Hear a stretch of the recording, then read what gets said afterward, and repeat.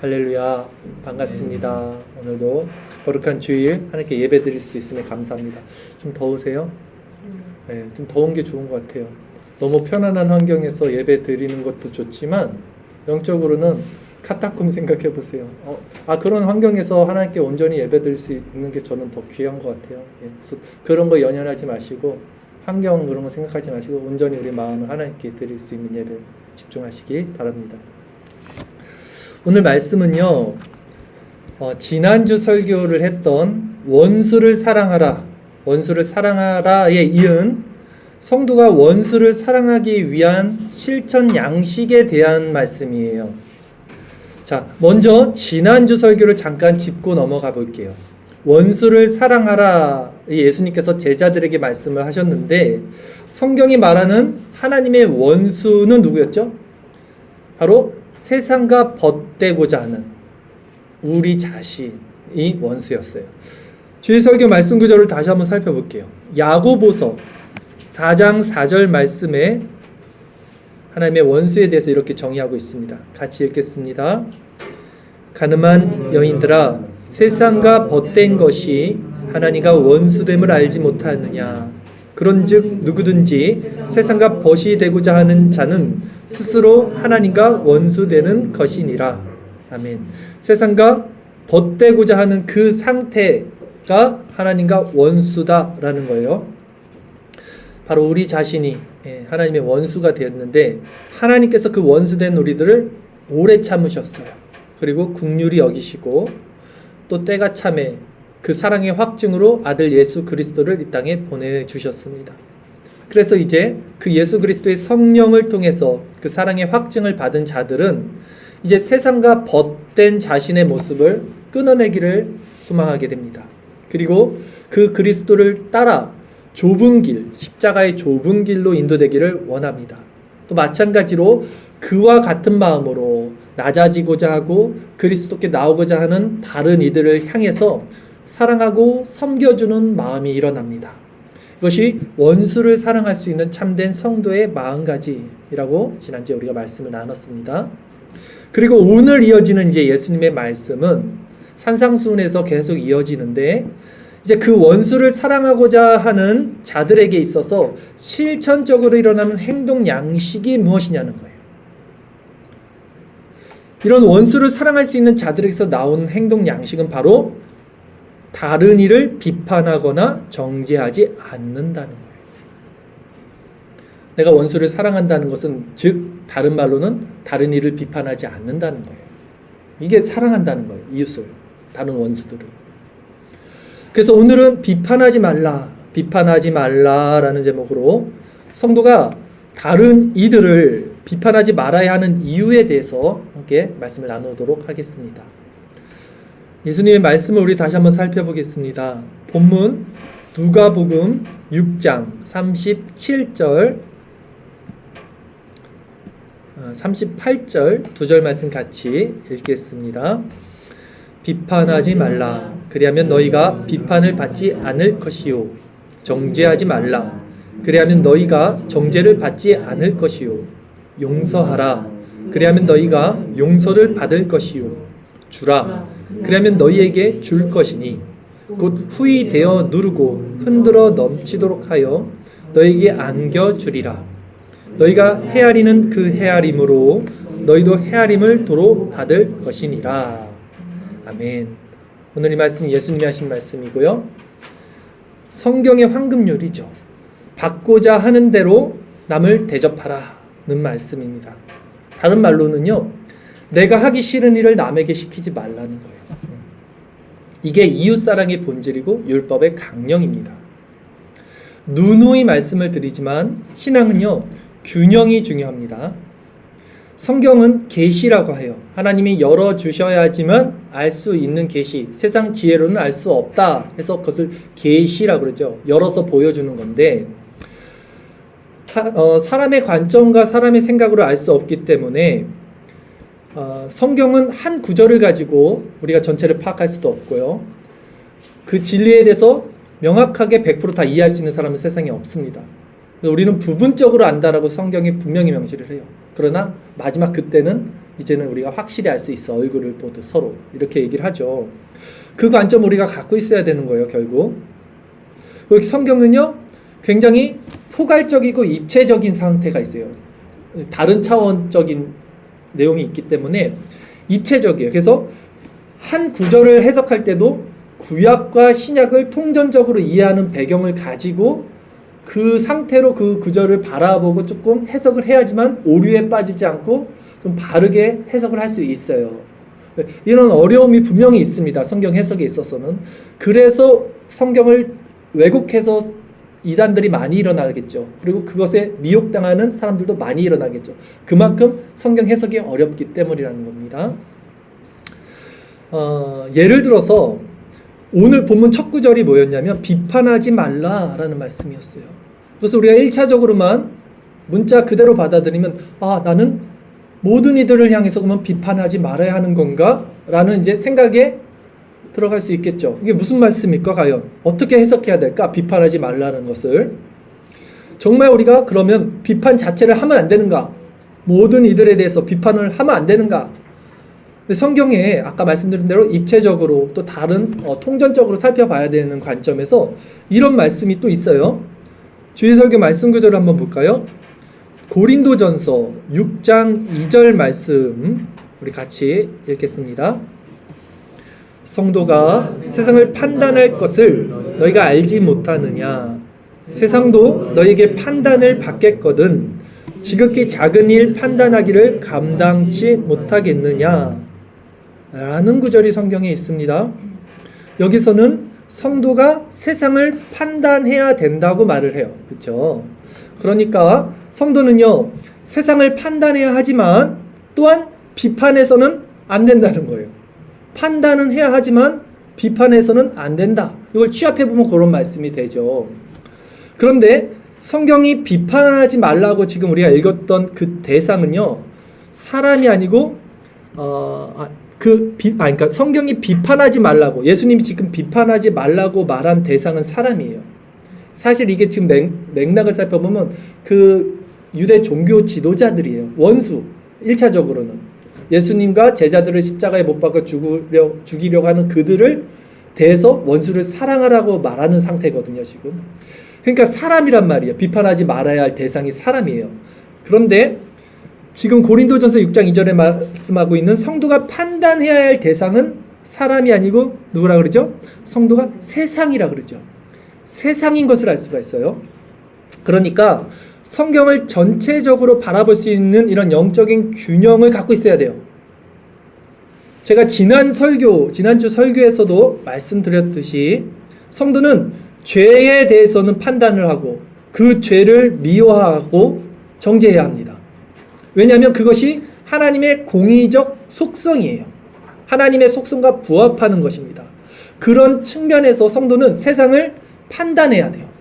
옳고 그름, 참과 거짓, 선과 악, 그것을 판단할 줄 알아야 돼요. 지각을 가지고. 그러나 그럼에도 그 죄를 저지른 사람에 대해서는 미워하거나 정죄해서는 안 된다는 거예요. 이 균형이에요. 왜냐하면 영혼의 심판자는 오직 하나님 한 분이십니다. 재판장은 오직 하나님 한 분이세요. 그 영혼을 하나님께서 어떻게 인도하실지는 우리가 알 수 없어요. 그것이 비판하지 말라는 예수님의 말씀인 거예요. 그런데 정말 위험한 것은 사람들은요, 죄를 판단해야 되는데 죄를 판단하는 것이 아니라 죄를 판단할 수 있는 지각이 없으므로 죄를 저지르고 있는 그 사람을 판단합니다. 그 대상을 판단해요. 죄를 미워해야 되는데 죄를 미워하는 것이 뭔지 모르기 때문에 죄를 저지르는 사람을 미워하고 있어요. 즉 죄를 판단하고 죄를 미워해야 하겠으나 그 죄를 저지른 대상을 비판하고 정죄한다는 것입니다. 왜냐하면 인간의 마음은요, 태생적으로 선천적으로 태어났을 때부터 망가져 있죠. 지정의가 이미 망가져 있는 상태이기 때문에 잘못된 지성과 감정과 의지를 통해서 의식의 흐름이 전개가 됩니다. 자기도 모르게 생각이 흐르는 대로 판단, 정죄, 비판을 해요. 즉 죄로 말미암아 부패된 인간 마음 상태 때문에 이게 제대로 작동되지 못해요. 분별을 못하는 거예요. 죄와 사람을 나누지도 못하는 거예요. 그러니까 혼동해서 보는 거예요. 기준도 없고요.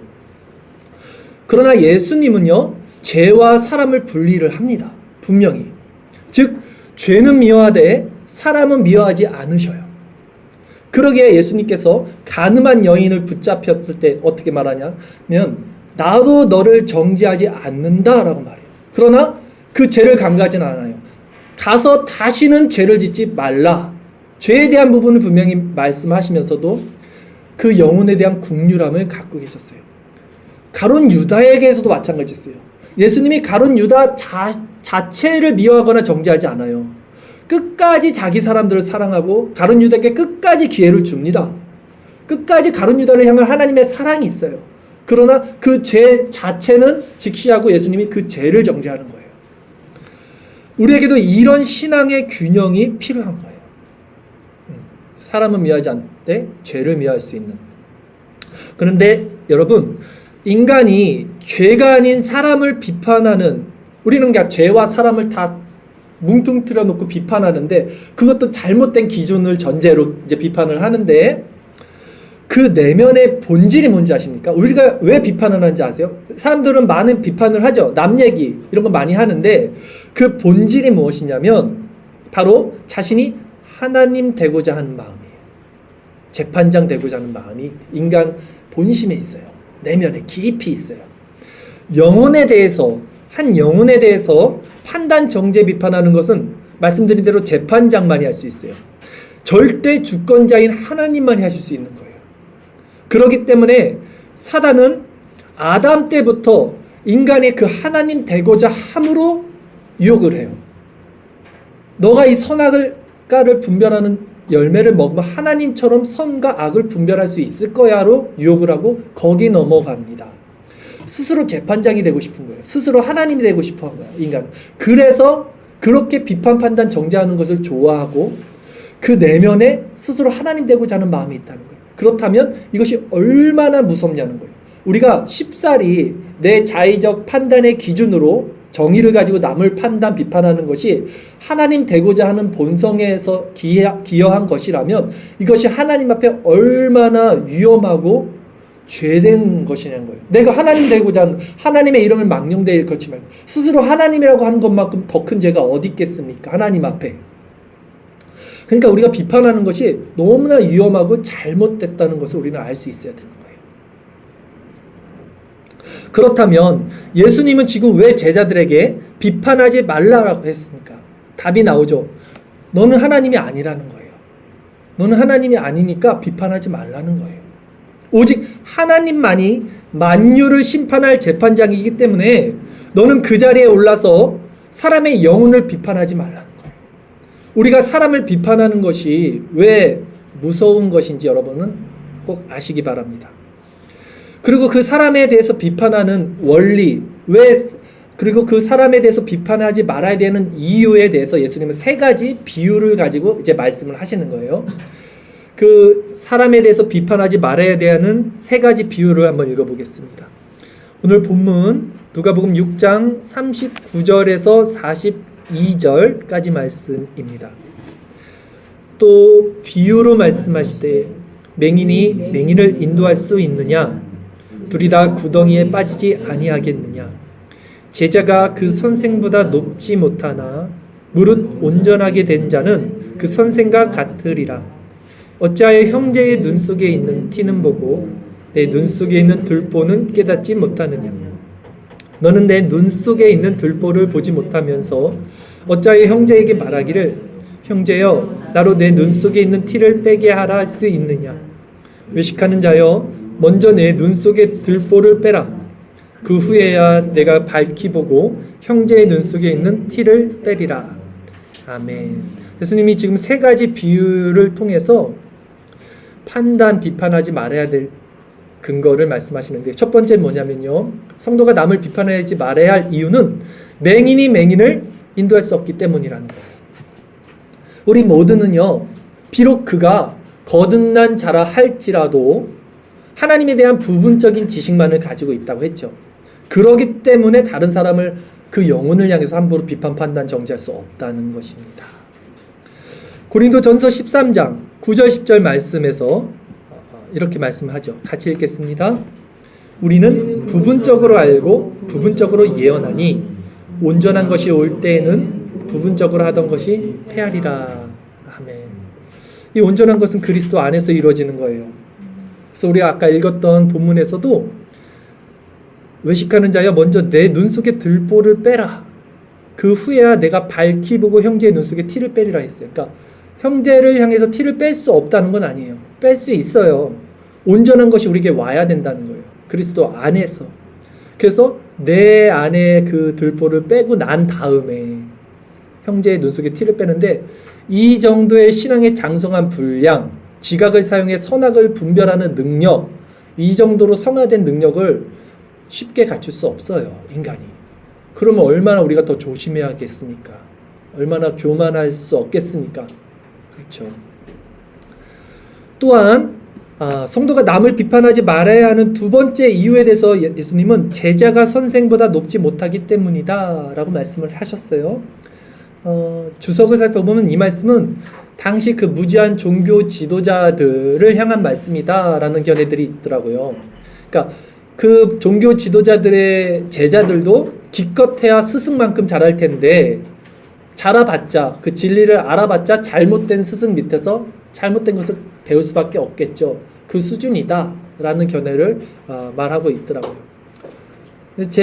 거기에 덧붙여서 제가 성경을 읽는 좀 내용은 이런 내용이 있어요. 선생보다 높지 못하나 무릇 온전하게 된 자는, 여기서 또 온전하다라는 말이 나오죠.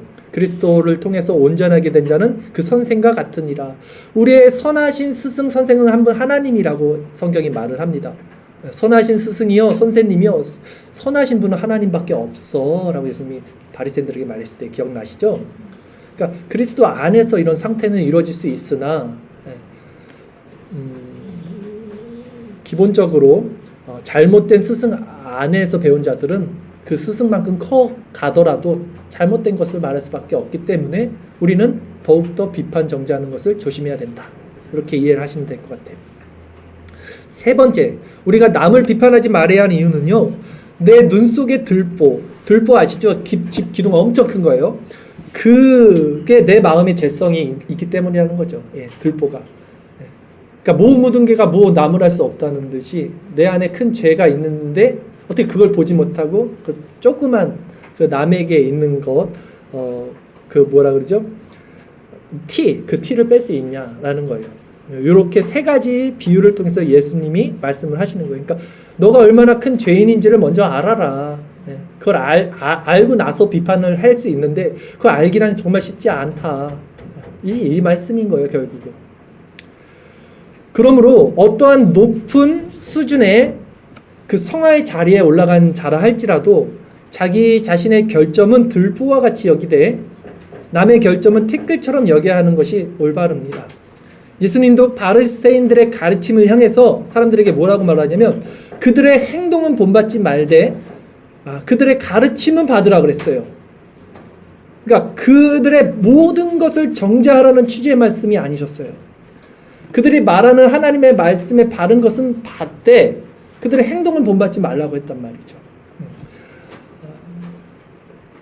더 나아가서 성경은요, 우리가 다른 이들을 비판, 판단, 정죄하지 않아야 되는 근거에 대해서 얼마나 높은 수준에까지 말하는지 그 미가엘 천사의 이야기를 통해서도 전하고 있어요. 유다서 1장 9절 말씀입니다. 이거 한번 같이 읽겠습니다. 천사장 미가엘이 모세의 시체에 관하여 마귀와 다투어 변론할 때에 감히 비방하는 판결을 내리지 못하고 다만 말하되 주께서 너를 꾸짖으시기를 원하노라 하였거늘. 이게 뭐 어떤 말씀이냐면요, 천사장 아시죠? 미가엘 천사장입니다. 그 미가엘 천사장조차도 이제 마귀와 모세의 시체에 대해서 변론을 했나 봐요. 그 변론을 하면서 판결문을 쓰지 못하고 모든 판단을 하나님께 맡겼다는 말이에요. 누가 봐도 명백하게 지금 사단이 잘못한 것임에도 불구하고 천사장 됐던 미가엘조차도 스스로 판단하지 않는다는 거예요. 너를 꾸짖으시기를 원하노라. 여기까지만 말하는 거예요. 판단의 주체를 하나님께 넘겼어요. 그런데 우리가 무엇인데 하나님의 형상으로 창조받은 사람의 영혼에 대해서 함부로 비판 판단할 수 있겠냐는 것입니다. 이런 천사들도 마귀를 판단하는 것에조차 조심스럽게 하나님께 그 주권을 넘겼는데도 말입니다. 그러므로 여러분은 언제나 말씀에 바르게 굳게 서서 선악을 분별을 하시되 영혼을 정죄하는 자는 되지 않도록 주의를 하세요. 오히려 진리에 입각해서 죄에 대해서는 공부를 하셔야 됩니다. 분노, 이런 분이 있으셔야 돼요. 그러나 영혼을 향해서는 오직 하나님의 마음으로 긍휼함으로 그들을 바라봐야 되고 그들을 위해 기도하는 자들이 돼야 돼요. 그런 말씀 하잖아요. 복음질권에서도. 그 영혼을 위해서 기도하지 않았을 때는 함부로 비판도 하지 마라. 정말 좋은 말이잖아요. 사실. 우리가 기도하지도 않은 상태에서 저 사람은 잘못이야 말하는 것 자체가 잘못된 거죠. 그리고 우리가 이렇게 남을 비판하는 것에 대해서 성경은요, 이렇게 또 경고의 말씀을 우리에게 해주세요. 로마서 14장 10절 말씀입니다. 그 말씀 같이 읽겠습니다. 어찌하여 내 형제를 비판하느냐? 어찌하여 내 형제를 업신여기느냐? 우리가 다 하나님의 심판대 앞에 서리라. 아멘. 성령의 충만함을 입고 그런 상태에서는요, 절대 남을 비판하거나 판단하거나 정죄하려는 마음이 이 안에서 일어나지 않습니다. 오히려 은혜 가운데 떨어졌을 때 스스로 재판장이 되고 싶고, 즉 하나님이 되려는 그 악한 죄된 본성이 일어납니다. 그러니 여러분, 두렵고 떨리는 마음으로 다른 이들을 판단하고 비판하기보다는 그들의 잘못된 행동을 통해서 여러분 자신의 내면을 바라보고 여러분 자신의 삶을 돌이키는 그 수단을 삼으세요. 그리고 그를 위해 기도를 하시면 됩니다. 이런 측면에서 합신을 이제 세우셨죠. 박윤선 박사의 좌우명이었던 임석하지 않은 자의 말을 하지 말자는 말은 우리에게 많은 유익을 준다고 생각을 합니다. 임석, 같이 동행하거나 같이 있지 않는 자리에서 사람의 말은 하지 말자가 그 박윤선 목사, 그 박사님의 좌우명이셨어요. 제가 그 의미는 당시에는 잘 이해를 좀 못했지만 지금은 충분히 공감을 하고 있는데, 그러니까 당사자가 없는 자리에서 말은요, 말 자체는 가공됩니다. 항상 변질이 돼요. 이 말이라는 것은 내 마음이 우선 망가져 있기 때문에 이 부패된 마음에서 잘못된 말이 나가고요, 부패된 마음으로 이 말을 듣기 때문에 한 번 더 왜곡을 해요. 듣는 사람이. 그 사람이 또 다른 이에게 전할 때는 얼마나 더 왜곡이 되겠습니까? 이 사람의 뜻이 거기 또 포함이 될 거란 말이죠. 그래서 내가 어떤 의미로 말을 하더라도 만약에 이 자리에 없는 사람이 이걸 건너 그 말을 듣게 됐을 때는 완전히 왜곡될 수가 있는 여지가 너무 크다는 거예요. 그럴 바에는 지혜로운 것은 아예 그 사람이 없는 자리에서 말을 하지 않는 게 가장 지혜롭다.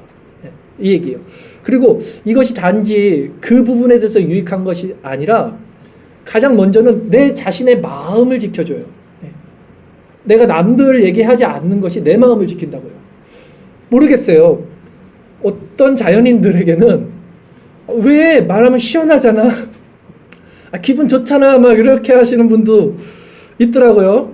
남들 욕하고 비판하는 게 시원하고 재밌고 좋대요. 스트레스 풀린다는데 결코 그렇지 않아요. 저는 내 마음이 먼저 싫고 무거워지고 너무 싫지 않습니까? 남 욕하고 나면 물론 당시에는 조금 기분 좋았을 수 있지만 너무 찝찝하죠. 네, 그거 하지 말라는 거예요. 네, 그게 좌우명이었어요. 이 박사님이. 그만큼 사람은 연약한 재성을 갖고 있기 때문에, 또한 말이라는 것은 한번 뱉으면 다시 주워 담을 수 없기 때문에 그런 오해의 여지를 사전에 없애고자 하는 의미였죠. 그리고 말씀드렸듯이 내 입술을 지켜서 죄의 화근을 사전에 차단하는 것이 나의 마음을 지키는 데 먼저는 가장 유익하기 때문이다. 그래서 잠언서에서는 이렇게 말씀을 해요. 입술을 제어하는 것에 대해서. 잠언 10장 19절 말씀입니다. 같이 읽겠습니다. 말이 많으면 허물을 멸하기 어려우나 그 입술을 제어하는 자는 지혜가 있느니라. 아멘. 자, 말이 많은 사람들, 이게 저도 그래요. 저도 말이 많죠. 참 이게 허물을 면하기 말 없는 것이 지혜로운 사람들이에요. 네. 자, 그 사람에게서 나오는 말은요, 여러분 결국 그 사람 마음의 투영입니다. 그렇죠? 그 사람 안에 있는 것이 결국 흘러나와요. 자기가 생각하는 게 나오는 거예요. 그 마음에 생각했던 것이 나오는 거예요.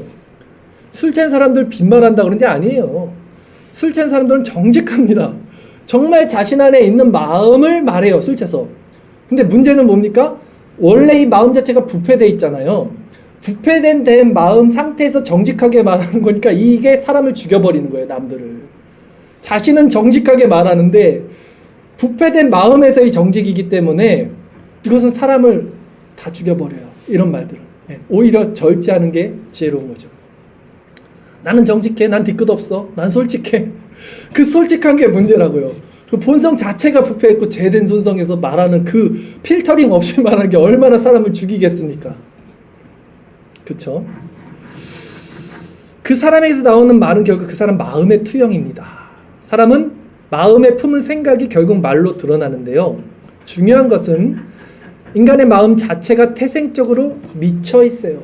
그 성경이 말하고 있어요. 우리 마음에 한평생 미쳐 있다. 네. 때문에 아무리 우리가 조심한다고 해도 죄의 본성이 결국은 어느 순간 그 입술을 통해서 터져 나오게 되어 있겠죠. 아무리 치장을 해도 감출 수가 없어요. 결국 사람은요. 그러니까 우리가 이 내면에 마음에 더러운 배설물을 품고 있는데 보자기를 아무리 황금으로 치장하고 있더라도 이 냄새가 새어나간다는 거예요. 아무리 입술을 닫고 치장하고 선하게 모습을 취해도 이미 우리의 마음 본성이 부패됐기 때문에 결국 이 냄새가 흘러나갑니다. 겉은 깨끗해도. 그런데 우리 마음밭에, 이 부패된 마음밭에 그리스도의 씨가 뿌려진 자들이 있어요. 그 말씀의 씨로 말미암아 우리 내면에 우리와 다른 본성으로 열매가 일어납니다. 그런 자들이 있어요. 그 자들은 이제 그 그리스도의 향기가 나가요. 그들은 이 외면이 오히려 후패한 아주 그냥 더러운 헝겊조가리 같이 있어도 그 안에 있는 귀한 보석의 가치를 담고 있다는 거예요. 다이아몬드를 갖고 있는 허름한 헝겊이 귀한 거잖아요. 다이아몬드를 담고 있으니까 그만큼의 가치가 있다는 거예요. 네. 그래서 이들은요, 이 흘러가는 그리스도의 향기를 통해서 주변을 살리고 환하게 만드는 역할까지 합니다. 이게 빛과 소금의 역할을 감당하는 거예요. 겉은 아름다운 보자기가 아니에요, 이들은. 그러나 그리스도의 향기가 있는, 또 성경에서 그것을 깨끗한 그릇이라는 표현을 쓰기도 합니다. 네. 세상에 많은 그릇이 있으나 금그릇, 은그릇, 녹그릇이 중요한 게 아니라 깨끗한 그릇을 하나님이 쓰신다는 거예요. 우리 성도는 이런 자들이 돼야 돼요. 깨끗한 그릇, 또 그리스도의 보석을 품고 있는 그런 우리. 그러기 위해서 우리 마음이, 이 마음의 정원을 그리스도의 향기로 먼저 풍성하게 채워져야겠죠. 이게 마음이, 내 내면이. 내가 입술을 조심해야지, 이게 아니라는 거예요, 여러분. 아, 그래? 내가 이제 입을 딱 다물고 말할 때마다 생각을 하고 조심해야지? 그래서 될 것 같아요? 안 된다고요. 내 안에 본성이 바뀌어야 되는 그리스도의 성품과 속성을 묵상하는 쪽으로 방향을 바꿔야지 자연스럽게 내 본성에서 그리스도의 선하신 것이 품게 되고 이 향기가 흘러나가게 되는 거예요. 그래서 하나님이 쓰실 수 있는 깨끗한 마음그릇이 되어야 된다는 거예요. 그럴 때 이제 그것이 자연스럽게 제 역할을 할 수 있게 된다는 것입니다. 우리는 지금까지 제가 이제 설교를 정리를 하는데 우리가 왜 남을 비판하지 말아야 되는지에 대해서 쭉 살펴봤습니다. 우리 인간의 본성부터 살펴봤어요. 먼저는 인간의 마음 상태, 지정의가 온전하기 못하기 때문에 우리는 재판장의 자리에 오를 수가 없어요. 이게 첫 번째 이유였습니다. 또한 우리가 진리를 알더라도 그런 차원에서 부분적으로 알기 때문에 함부로 하나님의 형상으로 지음받은 영혼에 대해서 판단해서는 안 된다는 말씀을 드렸습니다. 나아가 남을 비판하는 마음이 스스로 하나님의 자리에 오르려는 아주 무서운 죄성임을 또 살펴봤습니다. 그리고 우리가 다른 이들을 비판하는 그 마음이 먼저는 우리 마음을 해치게 된다는 것도 우리는 살펴봤습니다. 그것을 통해서 예수님은 세 가지 비유를 통해서 또 비판하지 말아야 될 이유에 대해 말씀해 주셨는데, 첫째는 맹인이 맹인을 인도할 수 없고, 둘째는 제자가 스승보다 나을 수 없으며, 셋째는 우리 눈에 들보를 보고 난 후에 상대편 티를 빼야 하기 때문에 우리는 함부로 다른 영혼을 비판해서는 안 된다. 여기까지 오늘 말씀을 전했어요. 자, 그렇다면 결론적으로 이제 우리가 남을 비판하지 않기 위해서 무엇을 어떻게 해야 하는가? 그리스도를 품어야 돼요. 그런데 조금 더 실천적인 방안에 대해서 여러분들에게 남을 비판하지 않는 두 가지 솔루션에 대해서 한번 제시를 해드리고 싶어요. 실천적 방안에 대해서. 여러분들이 지금 제가 말씀드린 이 두 가지 방안을 적용을 해서 여러분 생각과 마음을 지키고, 물론 그리스도를 통해서 이것이 이루어지겠지만, 우리 스스로 할 수 있는 우리의 책임과 우리가 해야 되는 의무가 있죠. 이 부분에서 여러분들이 이것을 행해 나갈 때 어떻게 여러분들의 내면이 바뀌고 여러분 안에 질서와 균형과 평화와 온전한 아름다운 열매가 맺어지는지를 스스로 체험해 보기를 정말로 간절히 원합니다. 첫째는 뭐냐면요, 아까 제가 박윤선 박사 말씀 드렸듯이 그 좌우명이에요. 인석하지 않은 자의 말을 하지 마십시오. 한번 해보세요. 이 자리에 없는 자의 말은 하지 않는 거예요. 이 자리에 있는 사람들끼리 말하는 거예요. 이 자리에 있지 않는 자의 말을 하지 않는 것입니다. 이거 쉬운 것 같아요? 굉장히 어려워요. 내가 하지 않겠다고 해서 안 하는 게 아니에요. 옆에 주변의 자연인들은 슬그머니 하나를 던집니다. 그 내면에서 그걸 던져버려요. 그럼 우리 그걸 나도 모르는 무의식 중에 잡아요. 본성적으로. 그렇지, 나쁜 놈이지. 벌써 마음의 균형이 흐트러져요. 이거 되게 쉽지 않아요. 그리스도의 은혜가 필요하지만 영적인 안테나를 세우고 있어야 돼요, 여러분들이. 그래서 나는 의지가 필요합니다. 인석하지 않은 자의 말을 하지 않겠다. 그 박사님의 좌우명처럼 여러분들 마음에 새겨야 돼요. 나는 절대 하지 않겠다. 그런 의지를 갖고 이것을 지켜나가 보십시오. 자, 그리고 둘째는 뭐냐면요, 더 어려워요. 이거는 부정적인 말을 하지 않는 거예요. 그런데 이게 왜 어렵냐면, 부정적인 말을 하지 않으려면 먼저 긍정과 부정을 나눌 수 있는 기준이 나한테 있어야 돼요. 내가 이걸 나눌 줄 알아야 내가 이걸 말할 때 내 스스로 이게 판단이 되는 거예요. 이거 부정이지, 말하지 말아야겠다. 이게 판단이 되잖아요. 근데 자연인들은 미친 마음의 상태에서 판단이 안 돼요. 기준이 없으니까. 이게 부정적이라고 생각을 안 해요. 이거는 정이야. 이건 좋은 거야. 이건 선한 거야. 난 옳은 말을 하고 있어. 라고 말을 해요. 그러니까 그 기준을 잡는 게 너무 어려워요.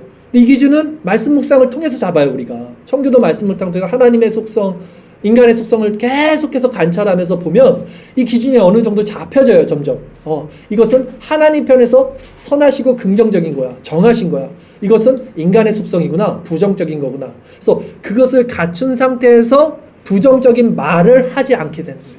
어렵지만 이 두 가지를 통해서 여러분 내면을 점검하고 바라볼 수 있다면 여러분이 정말 어떻게 변하실지 기대가 됩니다. 그러나 우리가 이 기준대로 지금 두 가지 말했죠? 인석하지 않은 자의 말을 하지 말자. 두 번째 뭐였죠? 부정적인 말을 하지 말자. 두 가지를 기준을, 영적 안테나를 세우고 이제 각인을 시켜서 계속해서 의지적으로 여러분들이 한번 해보시라는 거예요.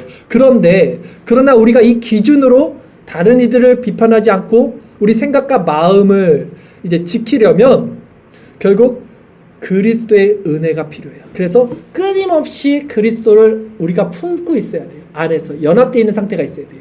그 상태에서 이 영적인 안테나를 세우고 있어야 돼요. 무슨 말씀인지 아시죠? 전제가 먼저 선제돼야 되는 게 그리스도 안에 있는 이 마음 상태를 누려야 돼요. 이게 아니면 이 두 가지 기준이 율법이 됩니다. 또 요것만 머릿속에 품고 있는 거야. 네, 그렇게 해서 이루어지지 않아요. 그리스도 안에서 이 두 가지 기준을 세우고 있어야 돼요. 그러면 여러분 마음 가운데 의와 희락과 평강의 그 하나님 나라의 내적 마음 상태가 임합니다. 예. 왜냐하면 죄에 대해서 여러분들이 지금 분별이 되고 죄에 대해서 여러분들이 죄의 성향, 죄의 마음의 상태로 넘어가지 않잖아요. 그 자리가 예수님 자리고 하나님의 속성의 자리예요. 그렇기 때문에 그 마음 상태에서는 평안이 유지가 된다고요. 마지막으로 우리가 임석하지 않은 자의 말을 하지 않고 부정적인 말을 하지 않으려면 이제 스스로의 의지와 노력만으로는 불가능하다. 그렇기 때문에 아무리 노력해도 인간의 본성이 바뀌지 않는 한 자연스럽게 우리 안에 부정적인 기운들이 이제 흘러나오게 될 것이다. 이렇게 말씀을 드렸죠. 그렇기 때문에 이런 마음의 상태를 지키기 위해서 유일한 방법입니다. 결국 그리스도의 속성을 바라보는 것. 네. 그리스도의 연합이 시시때때로 24시간 그리스도 안에 있는 마음의 상태가 우리 안에 있어야 돼요. 그 하나님의 영광의 빛, 그리스도의 얼굴에 있는 영광의 빛의 조명을 시시때때로 순간순간 받아야 돼요. 이게 무슨 말씀인지 한 번 더 말씀을 드릴게요. 자, 우리 인간이요, 하나님을 절대 알 수 없어요. 착각하지 마세요, 제발. 나 하나님을 알고 있다고 착각하지 마세요. 절대 하나님의 속성과 그분이 어떠신 분인지 우리는 감을 잡을 수도 없는 상태예요. 네. 그게 우리의 상태라고요. 근데 우리가 유일하게 그 하나님의 속성, 그 하나님의 상태로 연합될 수 있는 길은 예수예요. 그렇죠? 근데 예수님은 우리가 알아볼 수 있어요, 이제. 무슨 말이냐면 하나님을 알아볼 수가 없어요. 하나님께 갈 수가 없는 인간이 예수님은 인간으로 오셨기 때문에 그분의 얼굴, 그분의 행하신 일, 그분의 말씀을 통해서 하나님의 형상으로 우리가 닮아갈 수 있는 길이 열렸어요. 예수님이 하신 말씀을 인간적인 기준으로 바라봐도 우리가 도움이 된단 말이에요. 아, 선하시구나, 도덕적이구나, 윤리적이구나. 그것만 따라가도 그것이 우리 수준에서 따라갈 수 있는 거잖아요. 그것만으로도 유익이 돼요. 그리고 사실은 그 방법밖에 없어요.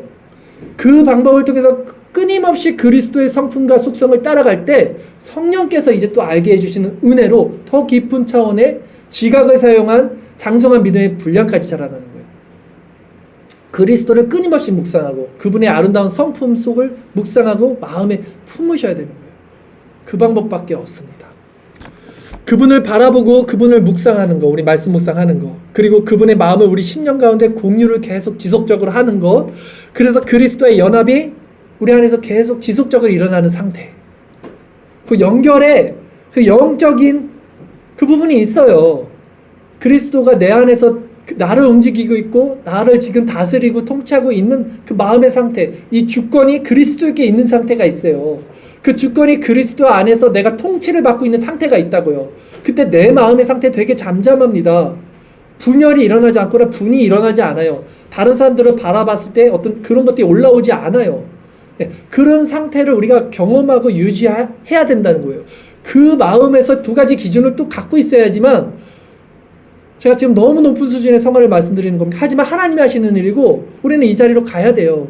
굉장히 유익한 것입니다. 모쪼록 오늘 말씀을 통해서 다시 한번 우리가 그리스도의 마음을 가진 상태로 남을 비판하지 않고 참다운 그 천국의 상태를 누리는 저와 여러분들 되기를 간절히 이 시간 소망하고 기도합시다.